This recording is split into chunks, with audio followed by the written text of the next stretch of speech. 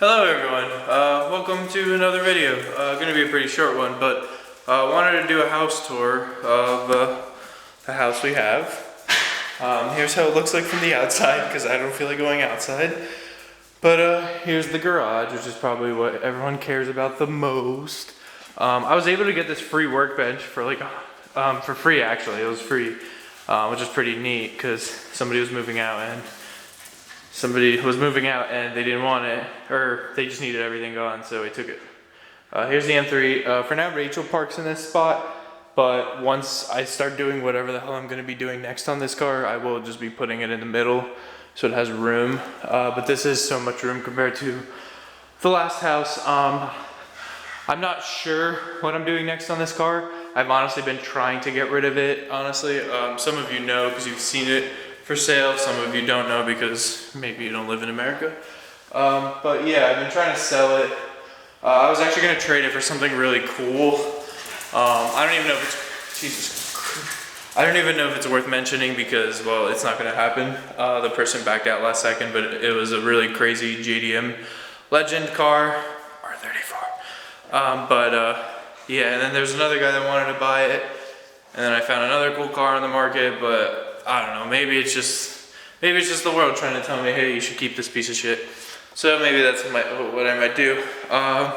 Meantime, I'm trying to contact a lot of companies about sponsorships and stuff, about what to do next, whether it's wheels, whether it's an engine swap, whether it's redoing the whole body and paint. I really don't know. There's a track event on February 3rd, but I don't really want to take it. I mean, I can, it's 7 hours away. That's kind of a really long drive. And it's in California, and if you guys know, California has that crazy exhaust law right now where it's like anything with an exhaust gets like an immediate $1,000 fine, whether you're registered in California or not. That's very scary because this thing is very loud and I don't want to get fined $1,000 driving to the racetrack. Although it's not in the Los Angeles area, it's more in like the desert, Death Valley area. But this car really isn't ready for something like that. It does need new coilovers, it does need all the bushings replaced. It's on street all-season tires right now, which would not stand a chance on the track. I need to get some decent R-compound tires on it before that. But you know, enough of the car.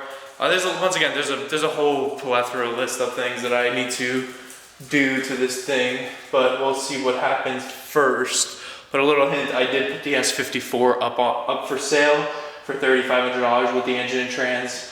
I do have enough money right now saved to make some cool engine moves. So, but once again, we'll see if that even happens.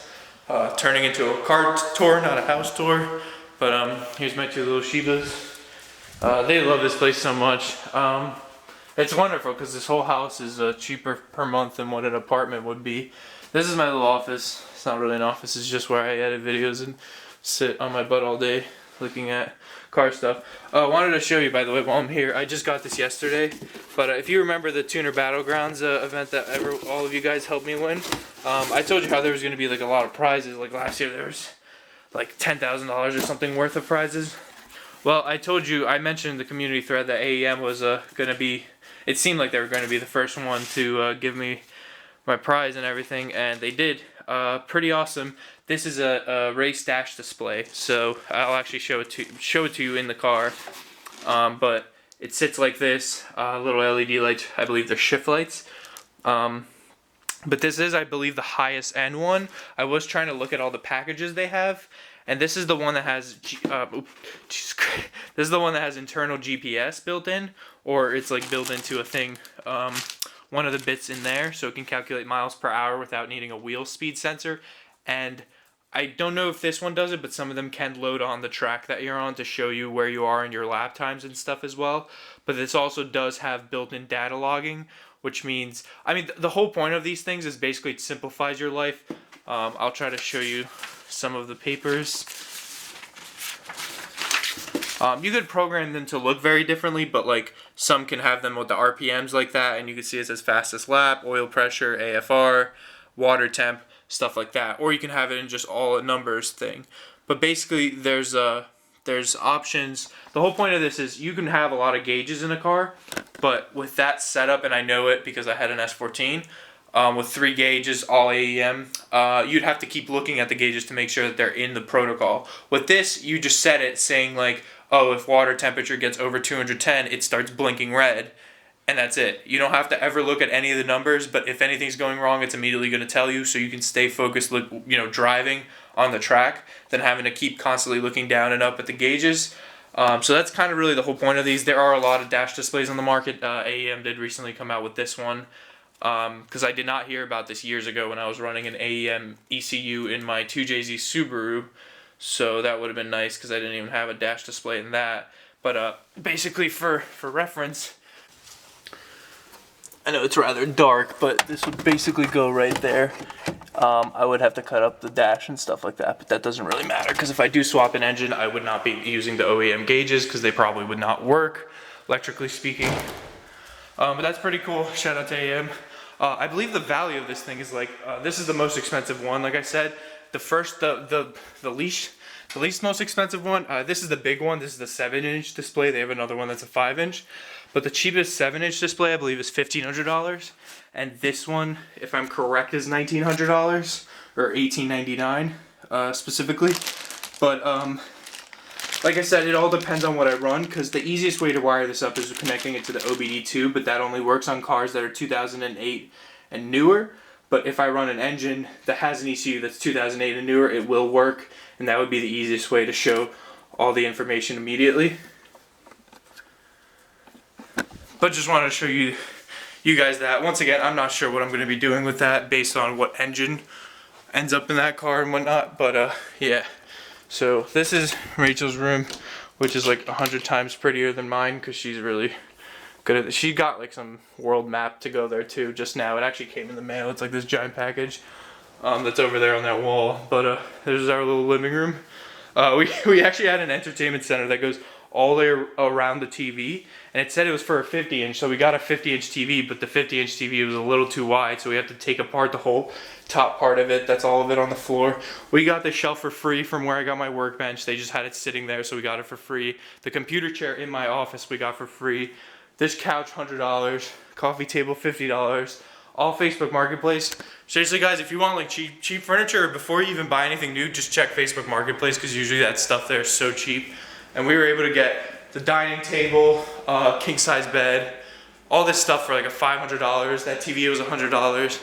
And the best part is we have a backyard for the dogs, which is wonderful, because him used to pee everywhere inside the house because he's not too good. The black one, Kai, is good. He's good. He can hold this pee for like a year, but he pees if he doesn't go out more than 3 hours. But it's wonderful with all the poop nuggets everywhere. Like example, we got this porch set for $25. But it's wonderful because now they can run around. Usually whenever we home, we just have the door open, so they could just go out and do their stuff whenever they need to.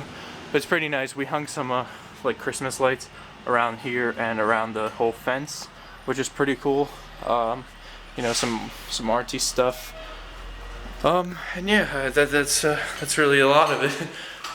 It's pretty awesome overall. It's so good just having a house. I don't know, everything just feels so peaceful and stuff. And I really do like Arizona. We're in Santan Valley, which is like 50 minutes from Phoenix.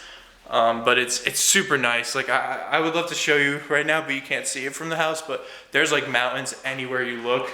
And people have been telling me about a place called, like, if you go to Crater Lake, there's some amazing crazy hill roads.